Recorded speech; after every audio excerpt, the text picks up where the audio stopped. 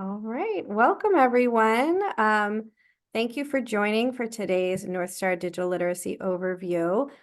Teresa Sladek from Literacy Minnesota will be sharing lots of wonderful information about Northstar. So whether you are new to Northstar, maybe you've had your license for a little while and have let it, you haven't really made optimal use of it and you want to get kickstarted again, or if you've been using it for a while, I always learn something new in these webinars, so I know you will as well. And my name is Andrea Lewandowski. I'm with the New Jersey State Library. So with your Northstar licenses that you have through the state library, I am your point of contact. I will put my email address into the chat, and you may have already gotten some emails from me already. So you can reach out to me with whatever you need.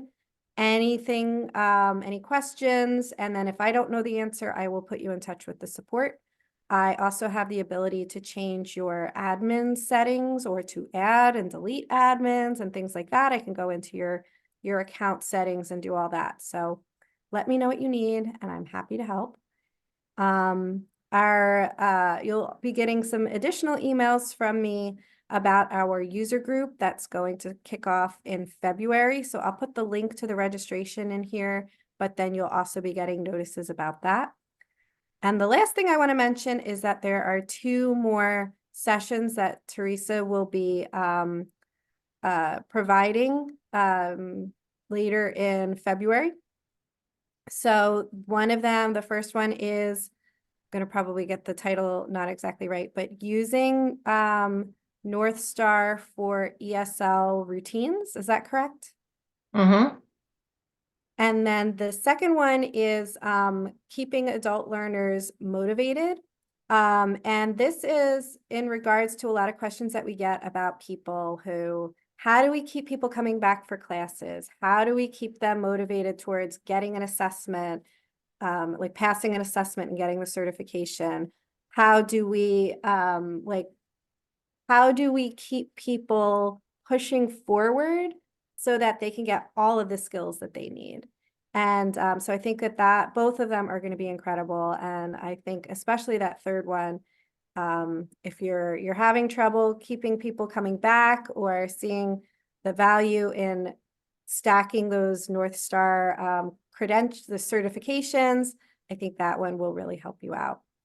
So enough for me. I will turn it over to Teresa, and I'll put a bunch of stuff in the chat. And then I guess the last thing, Teresa, how do you like to get questions? Do you like questions as you go in chat or unmute? Yeah, so I would love for you to interrupt me with whatever questions you have. It can either be in chat or you can unmute and talk, whatever your preference is. To me, it doesn't matter. But I know Northstar, so this is not for me, this is for you. So I really want to answer your whatever questions might come up for you. Even if they're slightly off topic, it's fine if they're about Northstar, So feel free to do that. Today's training will be a little more me telling you about things, and then the next 2 trainings will be more interactive as we kind of explore what you're experiencing and how you can work with patrons to better facilitate the learning.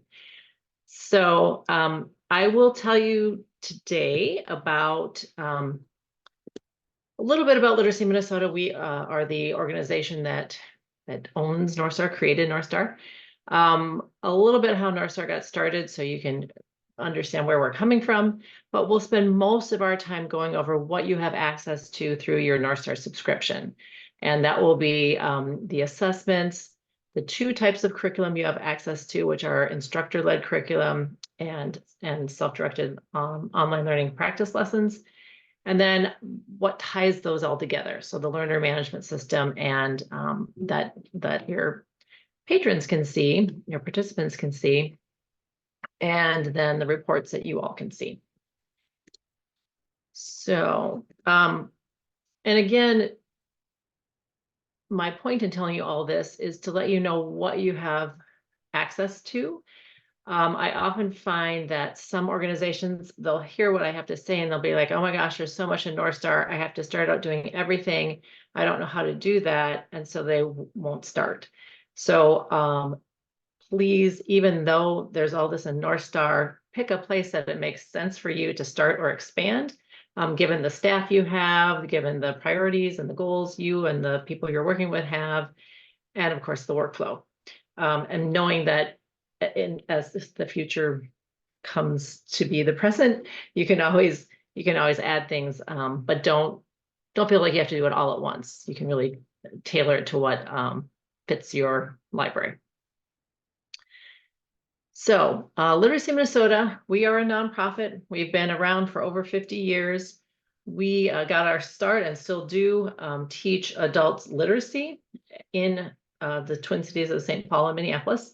So people come to our schools to learn English, to learn reading, writing, math, to learn citizenship, and of course, digital literacy.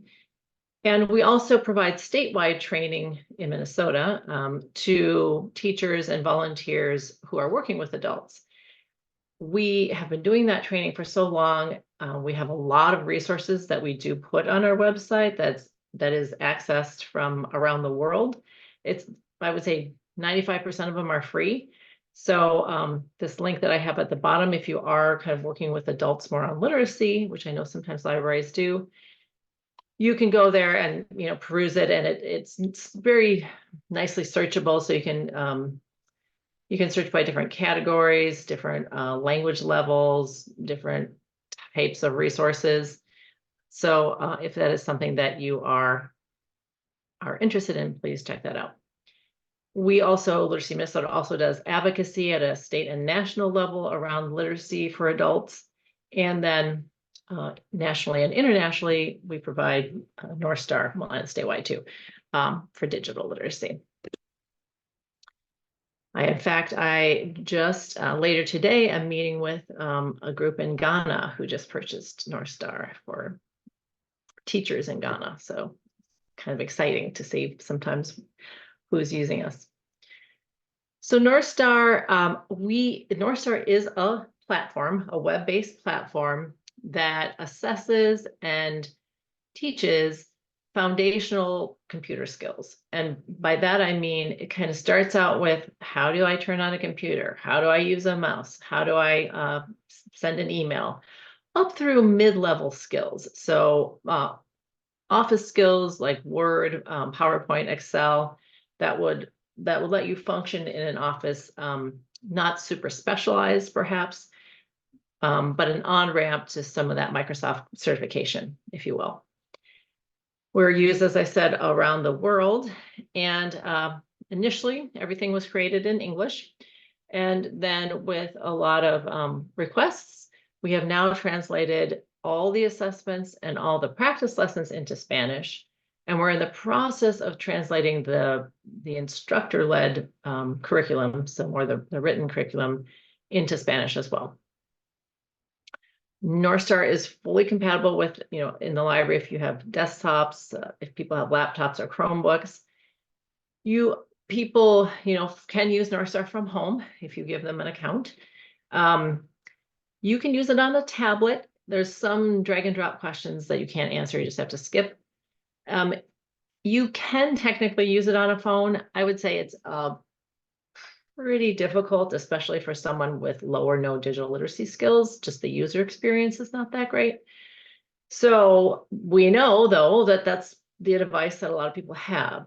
So we are now in the process of making, in fact, I just met with my team yesterday, making all the assessments and all the practice lessons not only mobile compatible, but also we've had some consultants who work with sight impaired individuals to help make it more accessible from that perspective.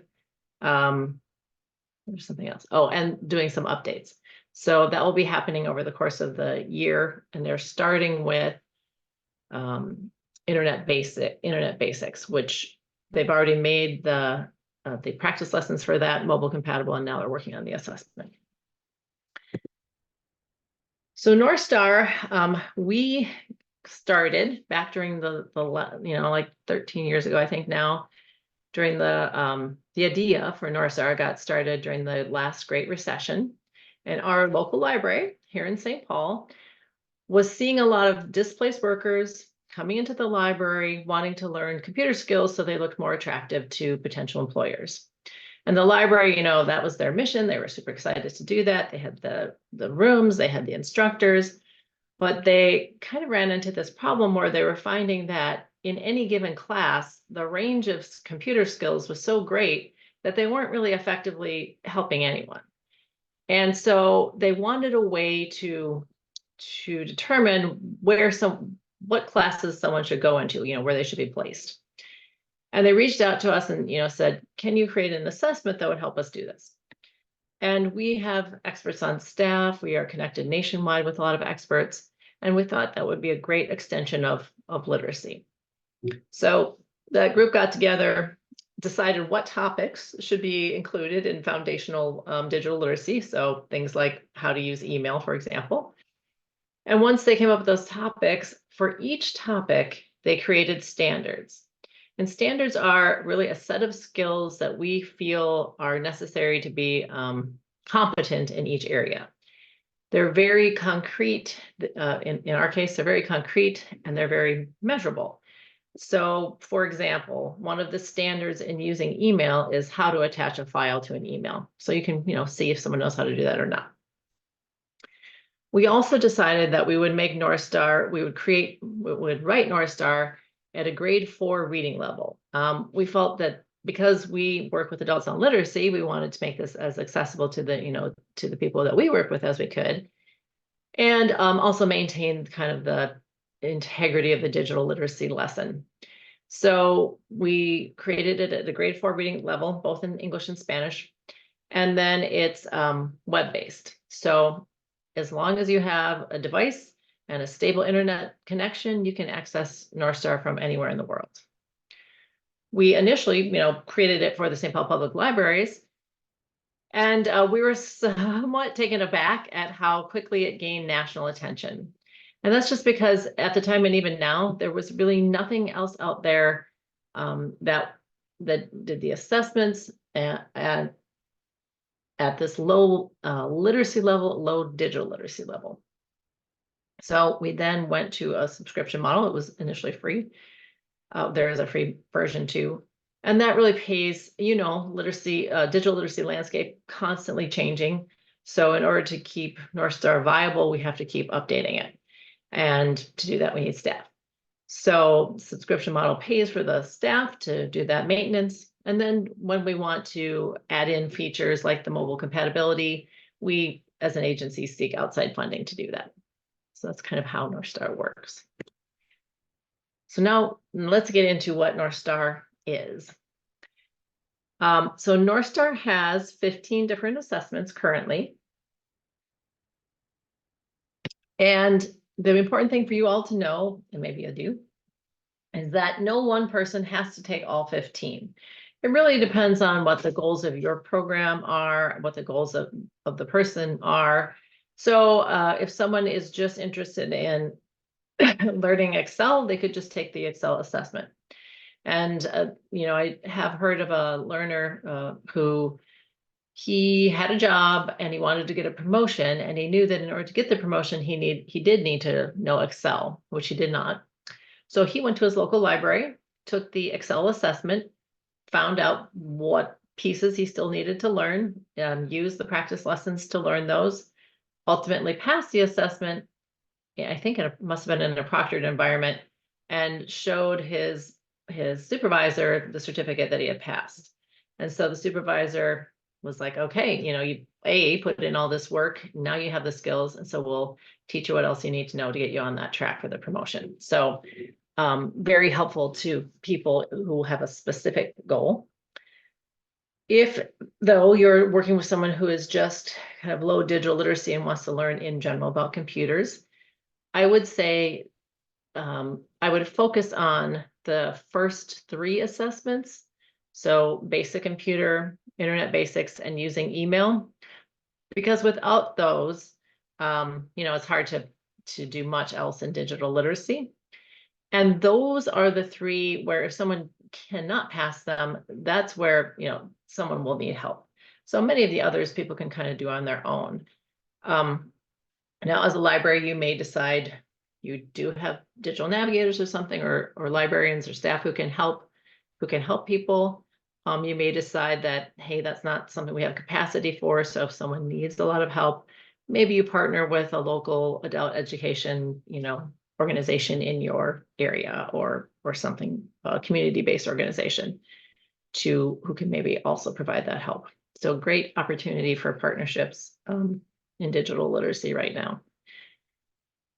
So as we look at these three categories, which are broken up mainly for ease of looking at, the essential computer skills, those are the foundational skills. And like I said, you'd have probably those first three, and then either Windows or Mac, depending on what computer was being used.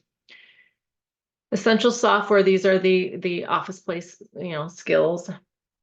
You can see they're kind of Microsoft heavy. We have added in Google Docs because we know a lot of nonprofits use Google products because they're free. Education uses Google.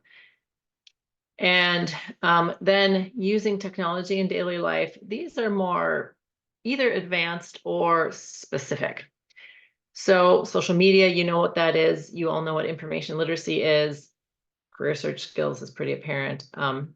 Accessing telehealth appointments is something that we have heard from the healthcare sector is really important, and that a lot of people don't have those skills.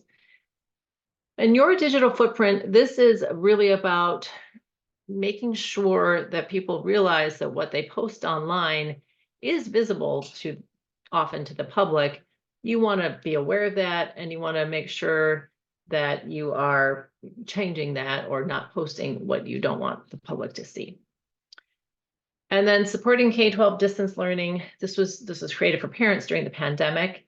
But what I'm finding right now is that a lot of junior colleges, community colleges, even four-year colleges are seeing students come in who don't know how to navigate a learner management system, which all of these organizations use. And so those folks are kind of left a little bit behind from the get-go if they don't have those skills. So if you are working with someone who plans to go on to any type of higher education, this can be really helpful for you for them in learning these skills. The team is working on a Windows 11 assessment. We'll keep Windows 10. We know some organizations still use Windows 10. But Windows 11 is being used more and more in the workforce. And then they're also planning on doing a Google Drive assessment, so people know how to use that. Windows 11 should be done by, I think they said the end of February, and then Google Drive would be sometime before the summer. So this is what a question looks like in the assessments. You can see that one thing about the Northstar assessments, they are not theoretical. They actually ask you to perform the skill. And so there's typically not a lot of multiple choice. You actually have to show that you know how to do the skill. And then they're also, except for some of the very basic ones, they're very scenario based. So taking real world situations that an adult might encounter in digital literacy. So I don't know if you've all tried to take an assessment, but I'd like to give you an opportunity now to take one so that you can see what they're like, because it's important then to be able to talk to participants about it, to your patrons about what they are. And also, I have yet to meet anyone who's passed all 15 assessments still with 100% the first time. So there you go. There's my challenge to you. I will give you about 7 minutes. It's all right if you don't finish the assessment. Typically it takes, for someone who knows the material, it takes 5 to 10 minutes. For someone for whom this is, maybe their lower digital literacy skills, it takes maybe 15 to 20 minutes to take an assessment. But I just want to make sure you all have had the opportunity. So we are going to go to the Northstar homepage. And on the Northstar homepage, you can find all the assessments. They are free. Anyone can take them. They're the same that you have available to you in your subscription. There's the main difference is that on the free page, unless you would take a screenshot of the results or write it down, there's no record at all. Even Northstar doesn't keep a record of that assessment. So in your subscription, you have all the reporting. So so you're going to take this basically anonymously. And I want you, I'll put this in the chat. So I'm going to have you, when I tell you, click on what I put in the chat and to go there to take the assessment. But if you're looking at my screen, you can see that in green, it says take an assessment. You click on that. You just keep scrolling down. Here are all 15 assessments. Choose whatever one you feel like taking. I think you're all muted, but just make sure you are muted because otherwise we'll hear your audio. So what happens when you choose an assessment? You click, let's say I'm going to do basic computer skills. I click on that. I'll hear some cello music to make sure my audio is working. You'll be given the opportunity to watch an orientation video, which you can skip over if you want to, or you could. And then you'll be starting the assessment. Again, it's all right if you don't finish. I just kind of want to give you the experience. So I think it's 10:24. So let's go until like 10:32 your time. And when you're done, if you would just put it in the chat, you don't have to tell me your score, but if you could just put in the chat which one you did, because it's always fun for me to see that. And then also lets me know when people are. So let's go back here. And all of you who finished should have gotten a results page. And Northstar says that in order to pass, you need 85%. And I did just get asked, like, does it have to be, does Northstar round up? Like if it was 87.5, 87.7. And no, you actually have to get, or sorry, 84.7, you actually have to get 85 or higher. So as you look at my results page, on the left-hand side in the green column, these are those skills or standards that that this person passed. And we do have a list of all the standards, which I will show you, so that you can see these are all the things that are being taught in this, being assessed in this assessment. Then in the gray column, these are the standards that this person has not passed. And so you can see that one of them was standard 5, which is all about protecting your privacy. Now, on this, my score, I did pass, but if I wanted, like I said, to get 100%, maybe I want to figure out, okay, what do I need to learn about standard 5? I could go, you didn't see this because you took the free version, but if people are taking it through your library, they will have this barbell to the right and it says practice. So if I clicked on there, I would go right to that part in the practice lesson.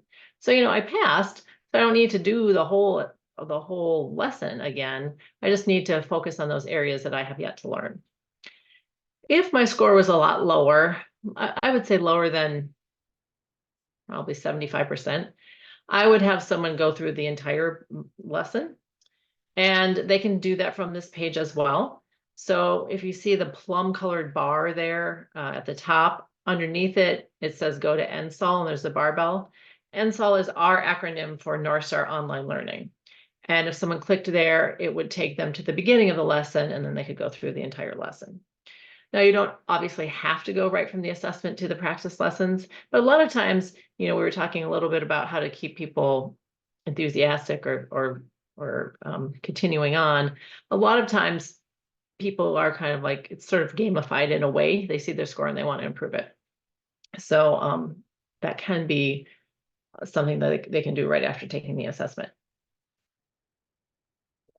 So when you give an assessment, you can decide on a case-by-case basis if you want to proctor it or not.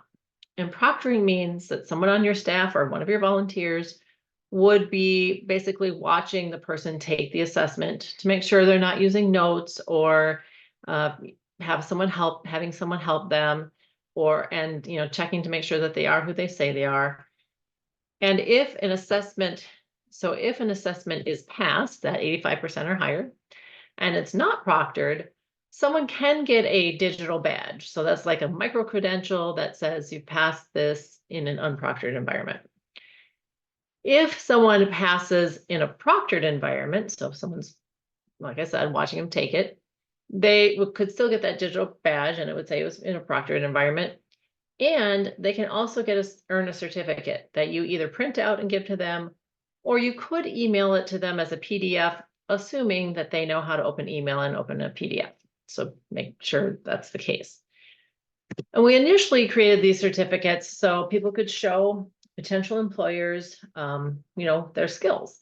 And I've heard a lot of people who are able to get jobs partially because they have these certificates, especially for people who their job history may not indicate that they have these digital skills.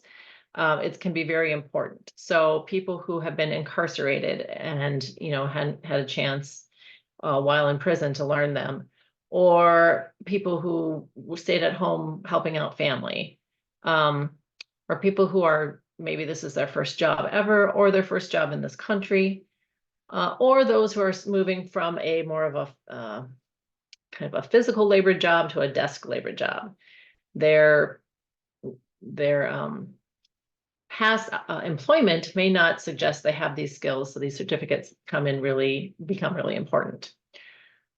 What we have found is even more important about the certificates is how much confidence it gives people to have this objective piece of paper that says they know what they're doing. I have given out certificates and, people will give me high fives. Some people start crying because they're so kind of overwhelmed that they did this. People will go out and buy frames and hang them up in their homes.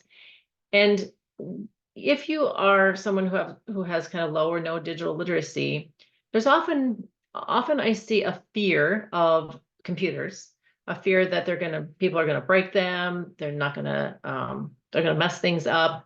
But also there's this innate fear that people are not going to be able to learn it, and they don't trust themselves to be able to learn this. So again, having this objective piece of paper that says they know what they're doing is very powerful, and that is something that does help people persist in continuing on. This is an example. This man is an example of one of the learners that we frequently see at our schools. He has passed all the Northstar assessments. He's holding a bunch of the certificates in his hand. You could just print out one that lists everything someone has passed, but most people want a separate one for each assessment they pass because they're really proud of what they've done and they want to kind of show that off. So this man is typical in kind of his story and what we often see at our school, in that he had been an auto mechanic for his whole career, got to a point where just physically could no longer do the job, wanted to stay in the industry, but didn't have the digital skills to do so.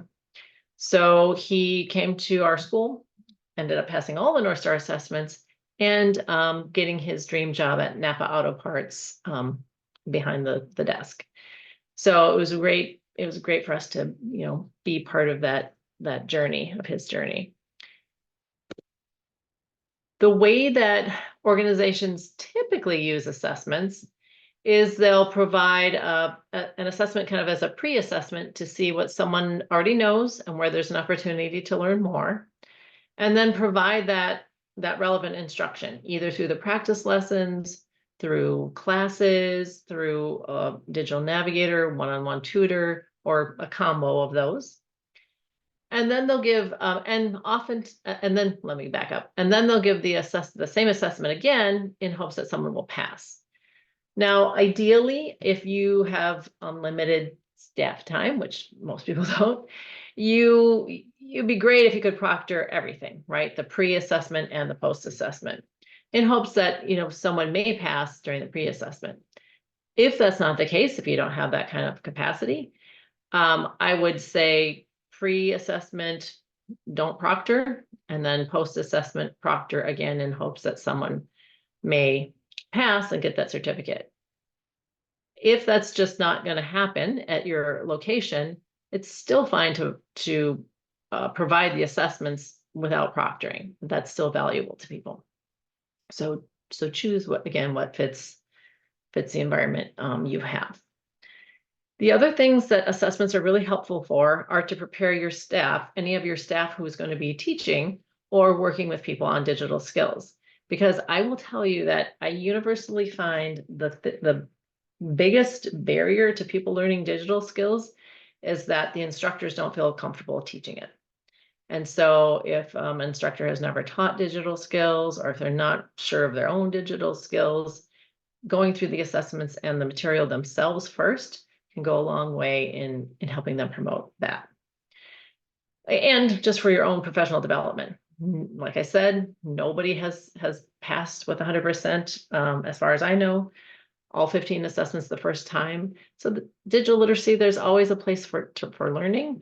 And it's really important that we tell people that, because there's no way that anyone can learn everything there is to know in digital literacy. It's always changing.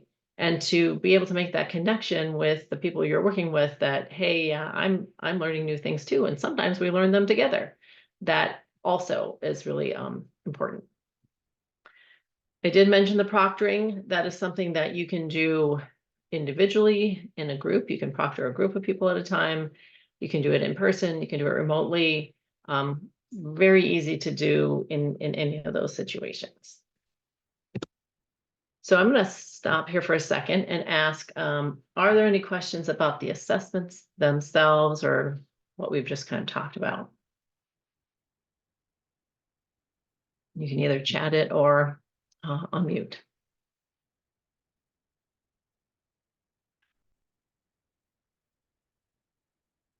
Not seeing anything, so but I know sometimes it takes a while to type, so feel free to do that.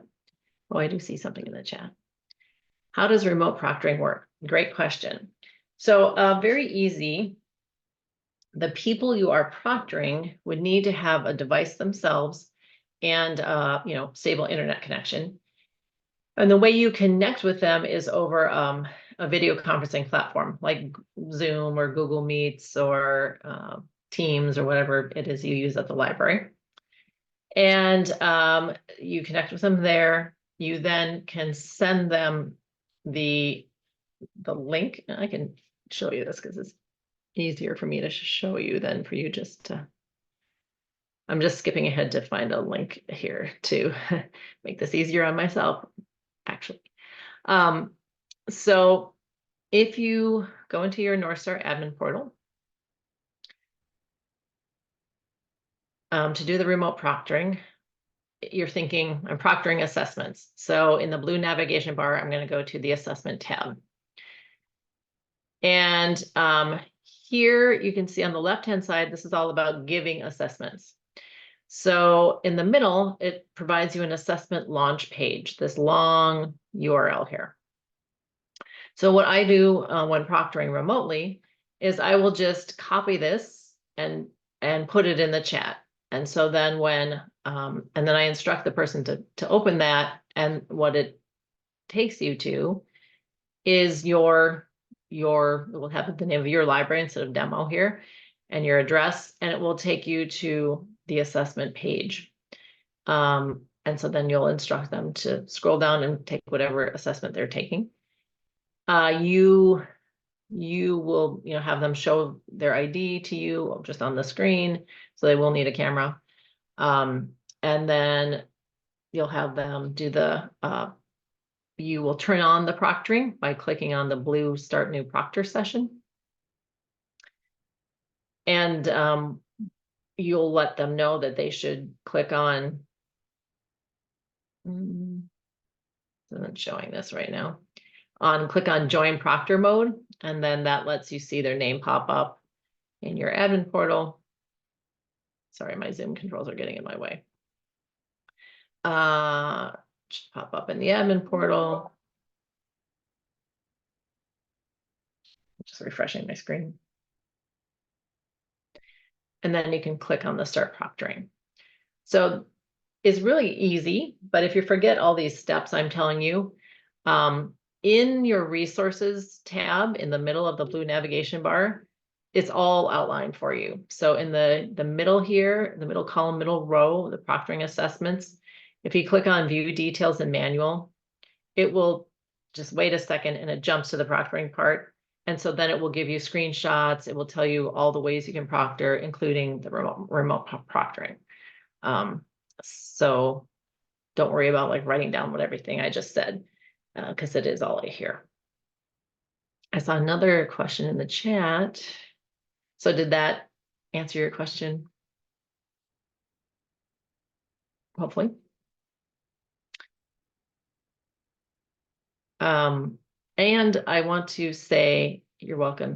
You can proctor up to 10 people virtually at a time, remotely at a time, as long as you can see them all on your screen. So if you're using Zoom, you can, I think if you're using Teams, I think it's like 5 people at a time, but just so you can see them all on your screen. If you're in person proctoring, you can do a group as well, as long as you can see all their computers. So if you have 12 computers, you can see them all. You can proctor all using all 12. And then there's another question in the chat about what point should people make a learner account? So that's a really good question. So the reason you want to make a learner account, the reason you have to make a learner account is to give people access to the practice lessons, which we haven't talked about yet, and we will. So in order for them to be able to access the practice lessons and do them on their own, they will need a learner account. You can give people assessments without having them added as a learner. Ideally, you're going to make them a learner before they take an assessment, just because it makes your data cleaner. Because if someone doesn't have a learner assessment and they do, a learner account and they do an assessment, they can type in their name. But if let's say my name is Elizabeth Smith, and when I take my first assessment, I type in Elizabeth Smith, and the second time I type in Liz Smith, Northstar doesn't realize that's the same person. So that can, make your records, your data not as clean. But sometimes that's, what you have to do. So ideally, I would make a learner account first, and then go through, the pre-assessment, the learning, the post-assessment. Doesn't always happen that way, especially in a high volume place like a library. So you can allow people to make their own learner accounts if they have the digital skills. But if you want to give them access to the practice lessons, you would need to do that before they had access. Hopefully that answers that. All right. Okay. So now let us talk about, let me get back to where we were. Let us talk about the instructor-led curriculum. So this is more traditional classroom instruction written out for you. However, you may not be offering classes. You can still use it one-on-one. So if you're working with patrons, as if you have digital navigators or staff who work in a computer lab, it's really helpful to go through. And it's even if you don't use it, in the whole entire flow, there's a lot of worksheets and handouts that are helpful. So if someone is working on the practice lessons and they're having trouble getting the concept, it's often helpful to, have them practice more by doing some of these handouts and worksheets. And that helps them feel more confident in their skills. And it also can give you, the instructor-led curriculum can also give you the words to say when you're talking to someone. So again, even if you're working one-on-one with them and you're not actually going through the whole curriculum, it can give you a way to think about talking about this skill so that it's easier for someone with low digital literacy to understand what you're saying. So we have instructor-led curricula for all 15 assessment topics. I mentioned that we were translating it into Spanish. And I believe they were talking about Windows 10, and now 11 is going to be up there. They're going to put it up yesterday or today. So it'll be up there soon if it's not up there yet. And then they're working on Word next. And the curriculum itself is aligned with those standards. So just like we saw with the results page where it says, you missed standard 5, In the curriculum, it will tell you these are the standards that are taught in this lesson. So you can easily kind of find things. Very easy to use. You don't have to have your education degree. We have at Literacy Minnesota, many volunteers teach the curriculum. You'll see, but it's very well laid out. So every lesson plan looks the same. It has the same components, the same basic flow. We give you the words to say. We provide the handouts and the answer keys.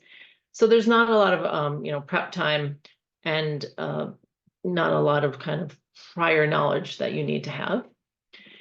They're also very learner-centered. So written for adults with topics that we thought adults might find interesting, and very interactive and repetitive. So our philosophy at Northstar is you really can't learn digital literacy through lecture. You need to alone. You need to get in there and practice the skills. And I will say, when I first taught it, I thought, oh man, people are going to get kind of bored by all this repetition. And I was completely wrong. They loved it because it helped them feel like they knew what they were doing, and they felt competent and confident. If you are working with someone, if you are doing this class or using the curriculum, and they are getting it and they're ready to move on, then just move on. You don't have to go through all the repetition if that's not necessary. And then it's also nice because the lessons themselves are very flexible and independent. So if you just want to teach a mini class on staying safe online, you could do that and just pull that little piece from the larger curriculum. So the curriculum itself, there's about 8 lesson plans per unit topic. So a unit topic would be like using email or information literacy, or those different topics you took the assessments on. And the curriculum writers felt that if you went from the very beginning to the very end of every lesson, each lesson would take about 2 hours to complete. So you could make this a regular class, like a 16-hour quarter-long class. Oftentimes you don't have that much time. So many organizations, again, pull what they feel are the really salient points to the groups they're working with, and maybe have just a 2-hour class or maybe just a mini class. It really depends on what your needs are and what the people you're working with need. There's also, everything is optional, but there's an optional final unit project that's more academic or more challenging in nature. So it provides, you've finished all the, a person applies the skills they've learned in this unit and reads like a couple paragraphs about something related, and then does a final project. So sometimes people will say to me, well, I passed all the Northstar assessments, but I want to keep doing more. What's next? These projects kind of are more real world applications of the skills they've learned, and people like those often. You can use the lessons for one-on-one instruction, and you can also use them to teach in person or also remotely if that's what you're doing. So as we kind of delve into the lessons, they were written by people who work with adults in literacy, and took when writing this, they took best practices for adult learning. So every lesson does start with a warm-up. We know that adults have a lot of wisdom. We want to honor that. And also it helps us as instructors to see kind of what they already know and take what they know and then, provide that bridge to the material we're teaching. Next will be a we will learn section, which are the objectives of the lesson. Adults really like to know what they're going to learn and how it's relevant to them. And then there'll be a model and explain piece. So this is where, even if you're not going to do the whole lesson, this can help you because it gives you the words as an instructor to say and how to present the material.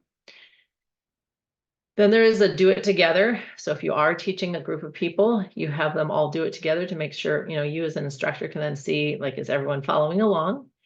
And sometimes you'll get people who get it and some people who are struggling. So often it helps to pair those two types of people up. So the person who gets it has a chance to teach it, which further kind of cements that understanding. And the person who hasn't learned it yet gets another chance to practice. Ultimately, everyone does their own worksheet or, practices the skill. And then you all come together, go over that. You go over explicitly some digital literacy vocabulary, and then you kind of wrap it all up to say, did we meet those objectives? And you kind of check for learning. So again, if you're going to do the whole class, this is great. And if you just want to pull pieces from this in terms of how to work with adults, what to think about when you're working with low digital literacy people, and how to talk about the skills, this can also be just beneficial from that standpoint. So here we are looking at the first page. This is what the first page of every lesson looks like. And you can see in the upper left, this shows you what standards are taught in this lesson. And Northstar does have a really nice document called Scope and Sequence that will list all the standards in a topic like Internet Basics, and then tell you what lesson each standard is in, so you can quickly locate that. Then over here on the right, this is a vocabulary that will explicitly be taught in this lesson. Technology concepts, this is kind of giving you tips. It tells you, first of all, in instructor language, what the objective is, then gives you any tips that you might need to know that you don't. And then the teacher prep guide, this is just saying what you have to do to get ready to teach this lesson. What you're going to have to hand out, what you're going to have to project, anything you need to know beforehand. So kind of as we delve into it, looking at this warm up, you can see it kind of asking people what they already know. This helps get people just talking and more comfortable, as well as enabling the instructor to see where people are at. So in this case, if they're answering the question, what kinds of financial and personal information, what can you do to keep your personal information safe? And if they're saying, I have to hide my social security card under my mattress, they're not probably doing stuff online. So it kind of helps you figure out where their skill set is. And then we will learn these are the objectives. I thought I'd write these on the board when I first taught it, we go over it in like 15 seconds.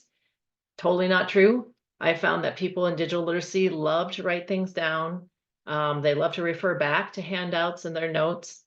The people I was working with were English language learners, so they wanted to talk about any of the vocabulary they didn't understand. They wanted to practice saying it out loud. So it was a really great, engaging start to the class that I hadn't anticipated.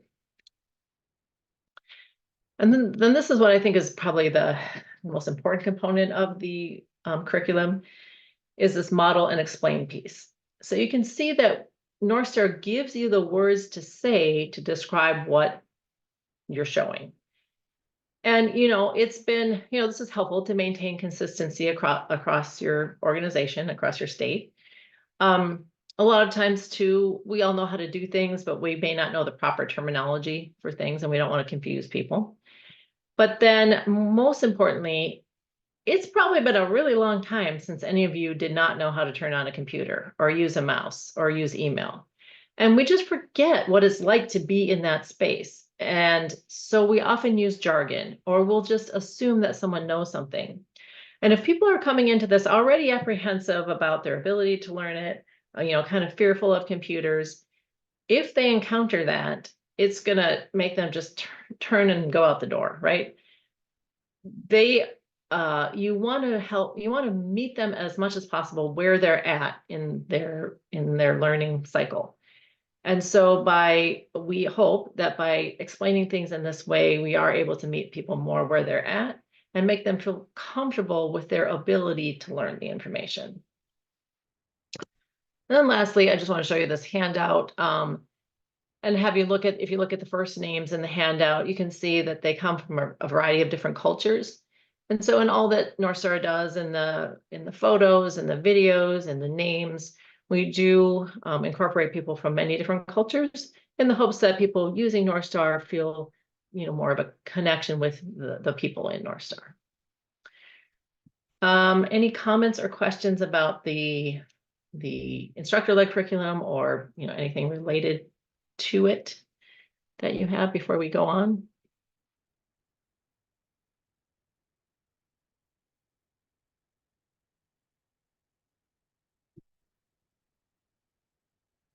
All right, and if you're writing in the chat, keep writing. I'll keep an eye on that. But next, then, we will talk about the online learning practice lessons, which I would say most libraries do use to make available to their patrons. So the practice lessons, we have, as you remember, 15 different assessments. There are currently 13 of those are completed as practice lessons. In talking to the team yesterday, the accessing telehealth appointments, that is on the verge of being done. And so it should be, they thought it would be out by early February, but I'm going to say it by the end of February, just in case. Windows 11, then they're working on that as well. And they thought that would be done in February too. I don't know if I said this, but we will keep Windows 10 and have Windows 11. So you'll have both. And then the K-12 distance learning, that should be done sometime by the end of June. Internet Basics right now is the only one that's mobile compatible. But after they complete the Internet Basics assessment, they're going to be working on the basic computer and the using email, as those are the kind of the beginning skills. And most often people who don't have those skills may only have a phone. So I want to show you what these look like. It's the easiest way for you to understand. So we're going to go ahead and make sure I've shared my sound with you, but we're going to go ahead. I'm going to click on that link and we'll go to, you'll see a picture of a laptop. You'll see some words above it, and then you'll hear audio that where she's reading the words that are on the screen. So let's take a look at that. And then I won't talk until she's done talking.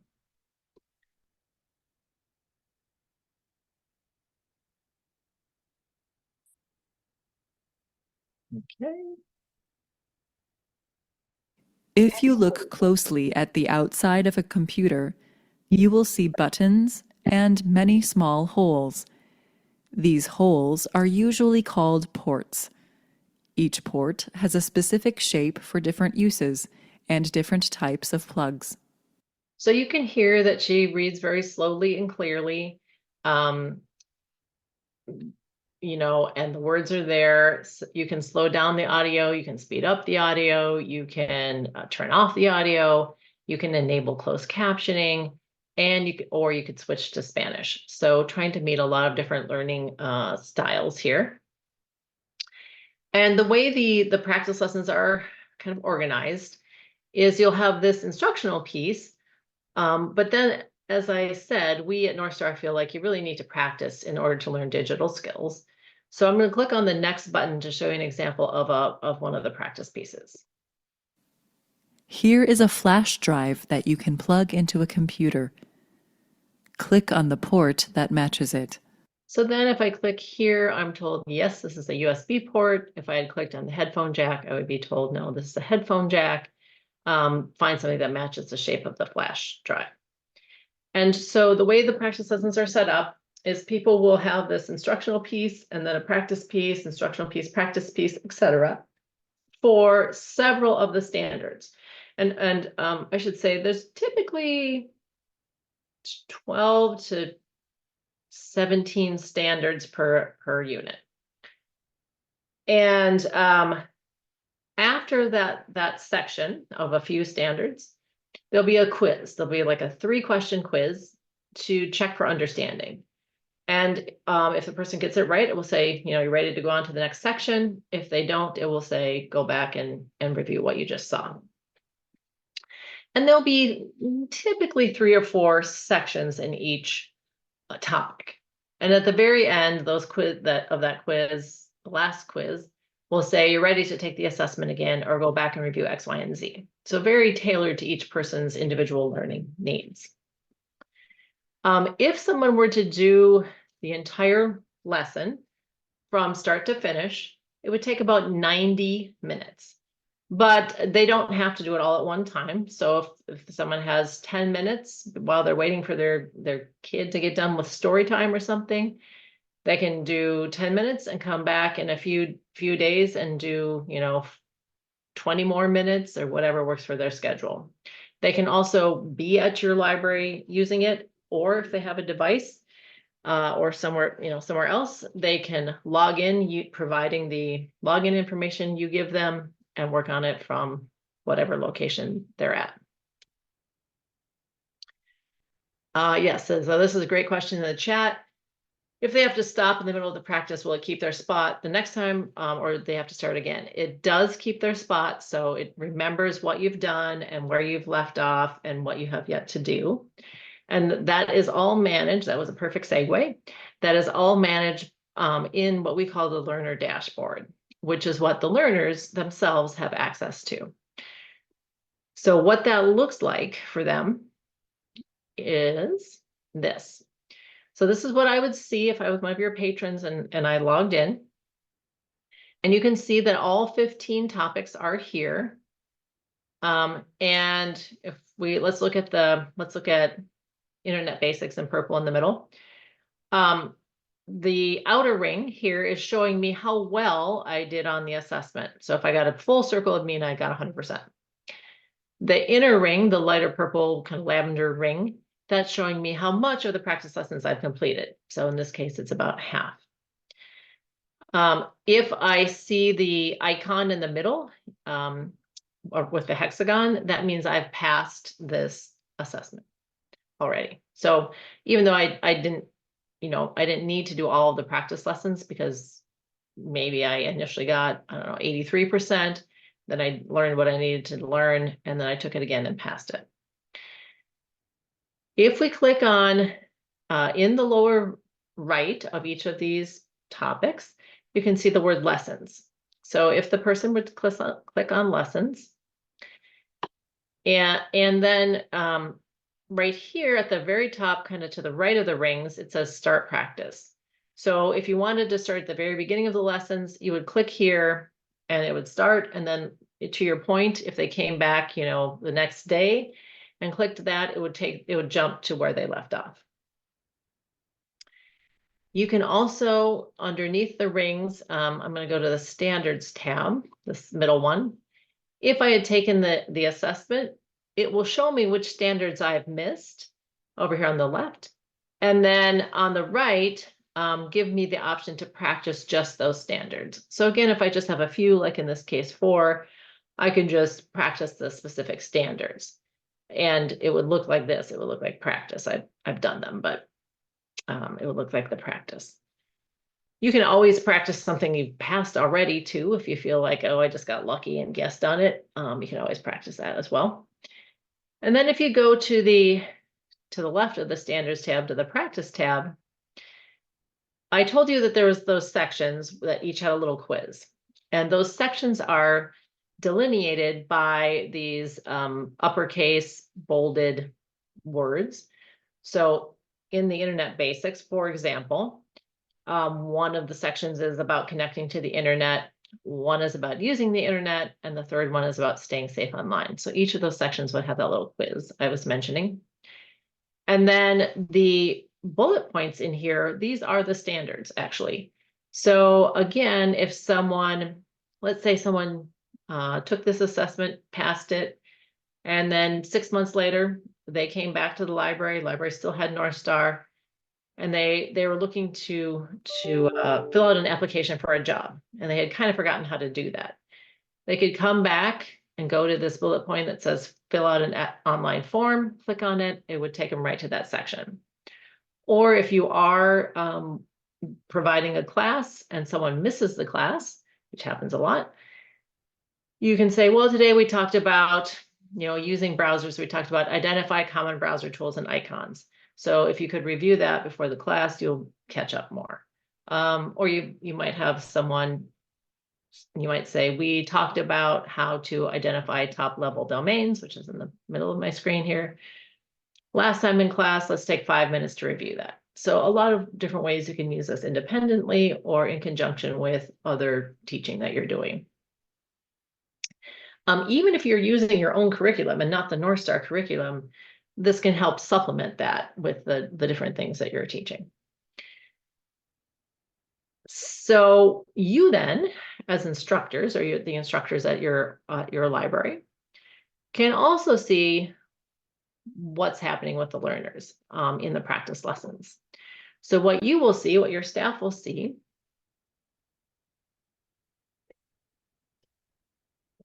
is this. So here I am a staff person looking at the learner, Teresa. And you can see that it has a column that says module. These are those assessment topics, or those unit topics. And if I hover over the icon, it tells me what it stands for. So this first one is basic computer skills. The one that looks like a globe is internet basics, etc. Under the best score column, just what it sounds like, the best score on any assessment of that topic. And it will also tell you how many times they've tried to take it. So there is no limit on how many times a person can take an assessment. They can only take the same assessment twice in one day, because we don't want people just repeatedly taking it and just guessing at the answers. But the idea is they could take a pre-assessment, do some learning, take another assessment after that. And then if they don't pass, they can come back again, another time to take the assessments. It's also nice because it's color coded. So if it's in green, that means they have passed. And if it's yellow, they have not. Over here in the practice lessons column, this tells you what percentage of the practice lessons they've completed. Under badge, this tells you if they've, passed and earned a badge. And under certificate, if the word certificate shows up, then you can print out a certificate for them.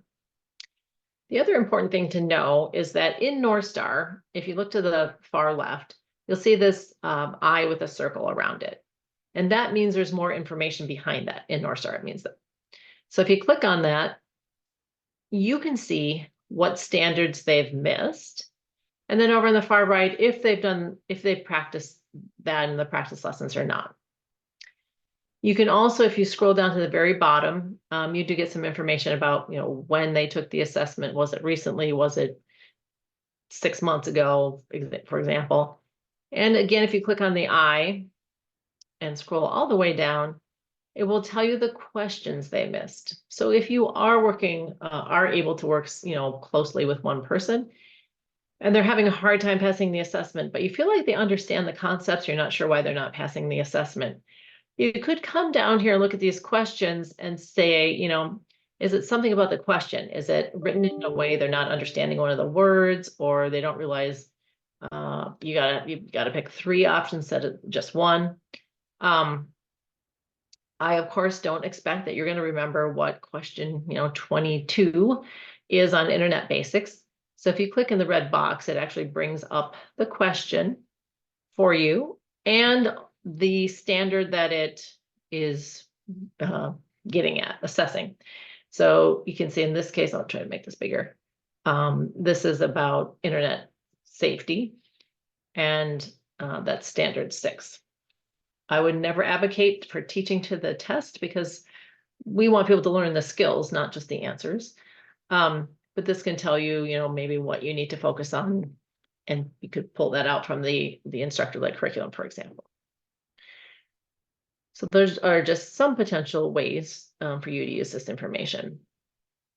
The last thing I want to tell you about the practice lessons initially here is that you can also track how much time people are spending on the practice lessons, whether they're at the library or somewhere else. So at home, at a friend's house, at work, whatever. And that might be interesting for you to, just be able to show the community how much they're using it, which topics are being used, how much time is being spent while people are in the library. That, as we're looking at digital equity, that can tell you maybe people need the devices that you have at the library and the internet connection. You can differentiate that time, like I said, at the library versus somewhere else. Or if you don't care, if the library doesn't care, that's something that you're going to make at the Northstar administrator level. You can just have it all in one lump sum of how much total time are they using the practice lessons. So that's really up to you and your Northstar administrator. I do see a question in the chat. So the question is, which users can you see by checking their progress as a proctor So actually, as a proctor or any staff, you have access to all the people who sign up with the library. And that is a great question. And let me show you what I mean here, and a way to help winnow that down, because that could be a lot of people, right? And as a proctor, maybe you just want to see those that you're working with. So when we, so I'm in my Northstar admin portal. I just clicked on the learner tab. So we're thinking about learners. And you can see all the learners here in my demo account, all my fake learners. There's three pages of people. That's a lot if I just want to see the people I'm proctoring or that I'm working with. The way you can, so the default in Northstar is for every report, the default is that it shows everyone. Sometimes great information if you're trying to show your community or your funders what you're doing, great information to have. If you're a proctor and just looking for those that you're proctoring, kind of a lot to wade through. So the way you can create sub-reports is by creating tags. So if you tag someone, with your name as a proctor or a class that you're giving or whatever it might be, then you can filter. So if you look at in my screen at this green filter results in the middle, by those tags. So if I wanted to just look at the people that I'm working with, I've created a tag called Teacher Teresa, and I apply that filter. And then you can see, oh, here I have my 4 people. So that can help you quickly just see the view that you would like. Yeah, and so then as a follow-up, good question, is there a way it keeps track of your library users? Yes. So each of your libraries has assigned to you your own site-specific Northstar URL. And when people go through that URL, that's how the reporting happens, so that it's captured at your library. So if you are putting, so this, URL, you can bookmark it on all your computers. You can share the link on your computers or on your library webpage, making it, and I would, to make it easy for people to get to, because it's a super long URL. So if you just provide a link, much easier. You can find that URL. Again, if you're thinking assessments, you might be thinking assessments. You can find that URL in the assessments tab. Again, it's this assessment launch page. This is it. But if you're sort of thinking, but they're going to use it for other things, and in your mind that doesn't click, you can also find it under the Northstar logo in your blue navigation bar, where yours says the name of your library. Mine says demo. And this second bullet point, it says bookmark the page it takes you to. That is your site-specific URL. So you can see it's kind of long. You don't want people typing that in. But if you can provide a link on your library webpage and on the computers that are being used at the library, then all that information will be kept at your, in your library reports. No one outside the library will be able to see it, other than some Northstar people here at Northstar if you need us to. But no one else would be able to see it except for people that you've entered as staff or proctors. Did that answer that question? Those are great questions.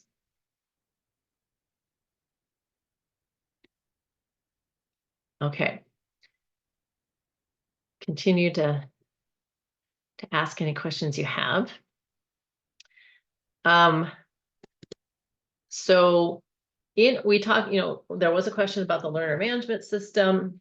You do need to add people to the learner management system. That's how they get, not to take the assessments, but that's how they get to the practice lessons. They have to be in the learner management system. You can either sign them up, or if they have the skills, you can allow for self-sign up. The only information Northstar needs is a first name, a last name, and an email address.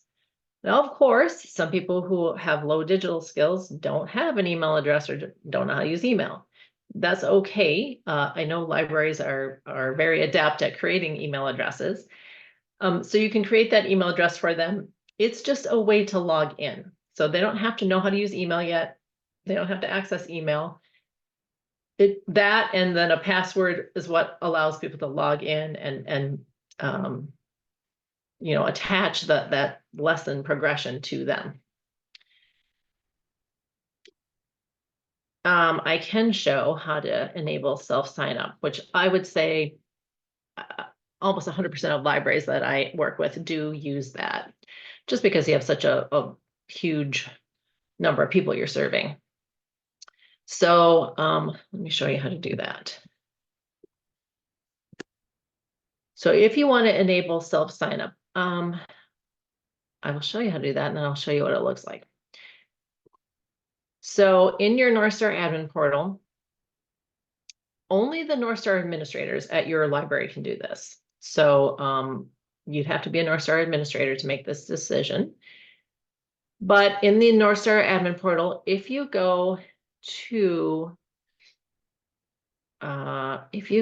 location information here in the blue navigation bar, that if you're not a Northstar administrator, it would just tell you don't have access rights. So if you are one, you can go there, you can click on that, and then you can see that it says manage staff. That's where you'd add staff.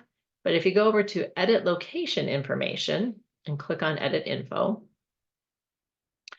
you're going to scroll down a little bit, and you are going to see there's some checkboxes, and there's two that are indented. And the second one that I don't have checked is allow users to create their own NSOL, and remember that's our acronym for Northstar Online Learning, learner accounts.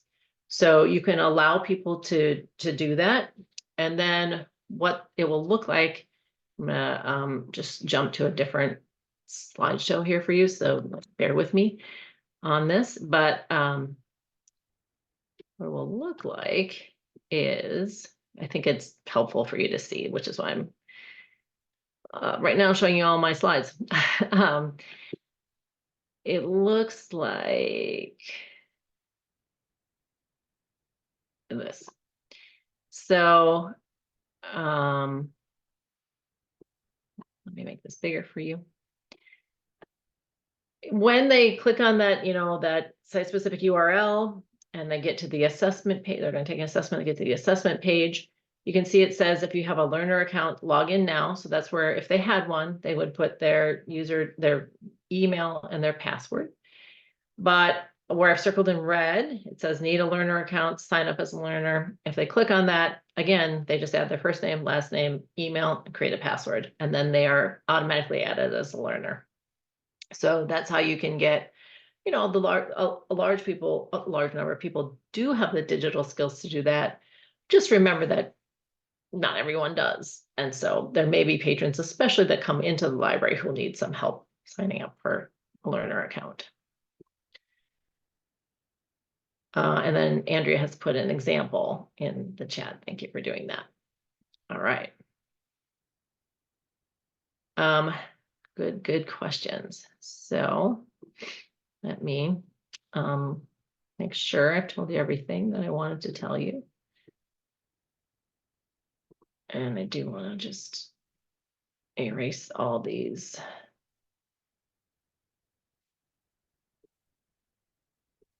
Writing on my screen. And then we're going to go back. So again, I'm just going to have to, you're going to have to see some of the behind the scenes. While you do that, I can just share one nice thing about the Mercer County Library example. They customize, like there's a way to put in some of your own text. So they link to their technology instruction page and like point out, that you can get other information from them, or you just find out about their classes and things. So it's a good opportunity to put everything in one place and provide an email address or whatever information would be most helpful. Yeah, that's cool. Very nice. All right. So you can also add learner accounts in bulk if you, let's say, are going to do a class or some kind of program. We have a bulk creation. It's basically a spreadsheet where you fill out again, one column is first name, one column last name, one column email. You then save that to your computer and bulk upload that. And then all those learner accounts are created at once. And then we did talk about the tagging feature, which allows you to create those sub-reports that might be helpful to you. We have a few minutes, so if you have other questions, let's answer them now. And if not, I do see something in the chat. And otherwise we can look at the reports. So the question is your learner account and Northstar account different? For you all, you should have both. And automatically, as you're kind of created as a staff person, you should have access to so that you have a learner account too, so you can see what the learners see. And I want to show you how to kind of go between those two. So here in my admin portal, in the blue navigation bar, far right, you see my name. And if on yours, you would hopefully see your name. And if you click on the drop-down arrow and go to Northstar Online Learning, then you will get into the practice lessons as a learner yourself. So then you can see this is what the learner dashboard looks like. These are what the practice lessons look like. You can use them for your own professional development. And if you want to go back to your admin portal, you again, in the upper right-hand corner, by your name, click on the drop-down box and click on admin portal. Yours will just give you one choice. I have a couple of different choices, but yours will go kind of right into your admin portal. And if you are a learner, you only have access to the learner dashboard and the practice lessons. You, of course, can't get into the admin portal. So hopefully that answered your questions. But for you, you should be able to just use that one email and password to get into your admin portal as well as the lessons. The question is there a way to keep anyone from being an admin? So in order to be a Northstar administrator, well, let me back up because this is a good question that I want to make sure we talk about. So there are really 4 roles in Northstar. The first is the Northstar administrators, and each library will have 2 to 3 Northstar administrators. And their primary role is adding and deleting staff in the admin portal. They can also set some of those organizational wide parameters, like, if you want to enable self sign-on or not. The next role, or the second role, is staff. And as staff, so the Northstar administrator has added a person as staff. That person can access all the reports. They can add learners. They can access the curriculum. They can do, all of that. And you can have as many staff people as you want in the admin portal. The third category are proctors. They can access everything staff can, but they've gone through like a 15-20 minute proctor training video and answered, I think it's a like 3 or 4 question quiz, and gotten what we call a proctor pin or alphanumeric code so they can do proctoring. But otherwise, they see everything else that staff can see. And then the fourth category are the learners who can only see the learner dashboard. So the library itself would be the one who decides who has admin rights. Initially, when you signed up to Northstar, you gave us, the libraries gave us a list of those people. If you need to change them because someone's leaving or whatever, then your current administrators can do it. So I know we are at our time. Thank you so much for all your great questions and participation. I am going to turn it back to Andrea and let her have any closing remarks she's got. Sure. Thank you so much, Teresa. This was, like I said, so useful, and I always learn something new. So thank you for that. While we're on the topic of admins, I would recommend that everyone check your location info and make sure that your admins are set up appropriately. And if you need to switch anything around, you can let me know. The last thing I want to share is the evaluation link. If you would be so kind as to, and I'll send this an email as well, fill out the evaluation form. We use this for our IMLS reporting, and Northstar is paid for by LSTA funds, so it's good to know what our feedback is and be able to report some good statistics to them. You can, of course, be honest in the evaluation, but having the number of people responding is really good for us. Our next Northstar webinar will be, sorry. On Thursday, February 8th at the same time, 10 a.m. to 11:30 a.m., incorporating digital literacy routines into ELL instruction. And that link is in chat and I'll post it again, but I will also send it through email. And if you have any questions, don't hesitate to reach out. And thank you everyone for being here. I'll leave this open for just a couple more minutes for those things in the chat, but I hope you all have a great rest of your day. And thank you again, Teresa. You're welcome. It was great to see all of you, and I hope to see